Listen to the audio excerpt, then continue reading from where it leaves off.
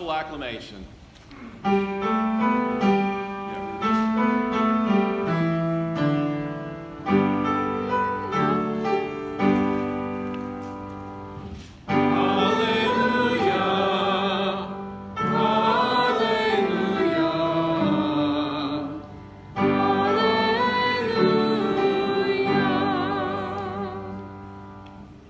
Gospel according to Luke, the 21st chapter. Glory to you, O Lord. And Jesus said, "There will be signs in the sun and moon and stars, and on the earth distress among nations confused by the roaring of the sea and the waves. People will faint from fear and foreboding of what is coming upon the earth, for the powers of the heavens will be shaken. Then they will see the Son of Man coming in a cloud with power and great glory. Now when these things begin to take place, stand up and raise your heads, because your redemption is drawing near."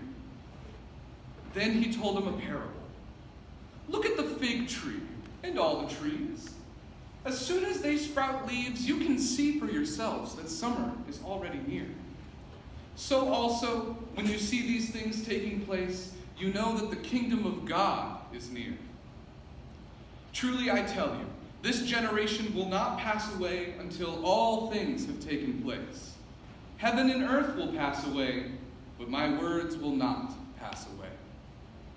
Be on guard, so that your hearts are not weighed down with dissipation and drunkenness and the worries of this life, and that day does not catch you unexpectedly like a trap. For it will come upon all who live on the face of the whole earth. Be alert at all times, praying that you may have the strength to escape all these things that will take place, and to stand before the Son of Man." The Gospel of the Lord. Praise to you, O Christ. Please be seated.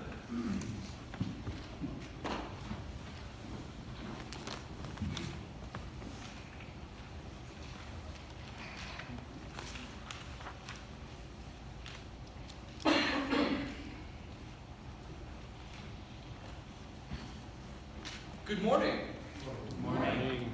For those of you that don't know me, my name is Ollie Berg. I'm a seminarian at PLTS. I'm classmates with Nakia and Will, and I just want to thank you so much for inviting me to preach here today.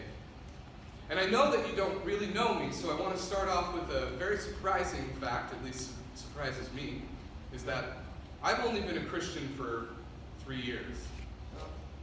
I was baptized in 2015, and so I've done a lot of learning very rapidly. And this is all very new to me. So when I think of Advent, I think of my first year as a Christian. And I think of that first time I really learned what holiness is. You see, my pastor, we were talking about communion, because communion seems to be what we do in church. And I was wondering, what is the point of eating this bread and drinking this wine? And he told me, you know something is holy when the past, the present, and the future are all involved at one moment. And that's why communion is holy, he said. He said communion is what happened in the past, Jesus' institution of the Lord's Supper, but also all of the saints that have gone before us in the body of Christ. And it's the present, it's us currently eating it. And it's the future, all of the saints that will come in the future, as well as the coming of Christ, which is Advent. And so it's holy, he says. And that's how you can know something is holy. And that's always stuck with me. And that's why I love Advent. Because Advent confuses time the way that holiness confuses time. Because Advent, we're told, as Pastor Carey did so faithfully last week, is about the coming of Christ.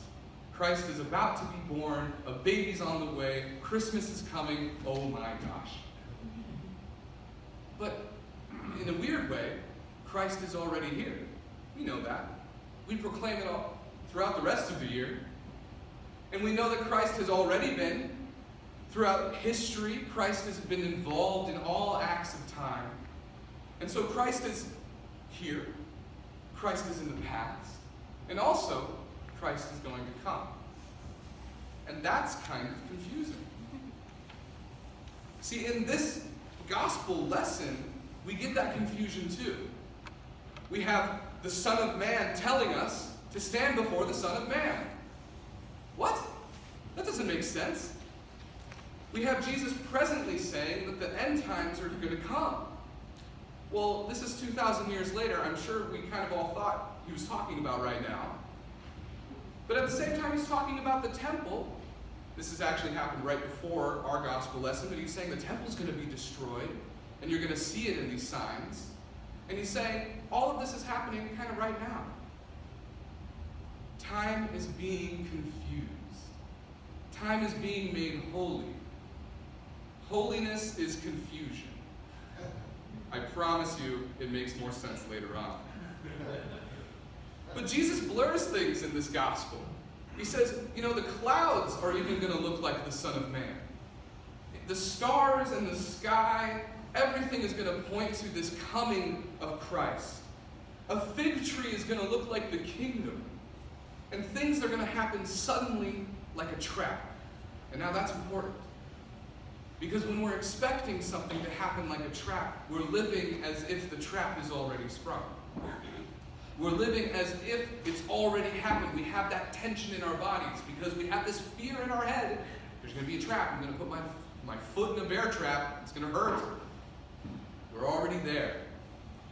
Time is confused. Advent brings us into this confusion. Jesus brings us into this confusion. And in this confusion, even though it's not fun, and it hurts our heads, it hurts my head, it's making us holy. So I want to invite you into this mystery of Christ making us holy through confusion. And it's going to look like a lot of things. Jesus said in this gospel that heaven and earth will pass away. And indeed, that's true. We have many ideas of heaven and earth. In our Bible study right before today, we talked about all these ideas we have of heaven. It's a place with a gate. It's a place where people tell you who can come in and who cannot be in there and what it's going to be. And Jesus says to us, that heaven is going to pass away. And the earth, we already know it's passing away. So many of us are looking at what we see in the skies. We just lived through this smoky time, and it felt like the world was ending. We're living in climate change, and we're worried about that, and it seems cataclysmic, like the whole world is ending, and indeed, it may be. But that's nothing new. Jesus has already told us it will happen. Yes, heaven and earth are going to pass away. But the mystery, Jesus follows up immediately. He says, my words will not pass away. Kathleen Norris is a poet, quasi-theologian, and she writes, modern believers tend to trust therapy more than mystery. Now, I'm not disparaging therapy, but I am disparaging sure-fired answers. I believe Christ, by making us holy, is telling us not to really hold fast to any answers that we have about the world. Oh, what's heaven going to be like? Well, those are just answers. Oh, what's the earth like today? Well, those are just answers. He's inviting us instead into a mystery of saying, just relate to me. And that is scary. Because we're going to have to let everything we've ever understood be confused. And in that confusion, we're going to have to let it die. And I think when Jesus was preaching this to his disciples, he saw the look on their face. He was like, oh man, they're kind of scared. I've said some scary things. So what does he say? He says, look at the fig tree. A fig tree tells us a lot about resurrection, believe it or not. A fig tree has in it a fruit that's going to come, the fruits that have already died, and the tree that is already there. Sounds like past, present, and future. Fig tree must be kind of holy.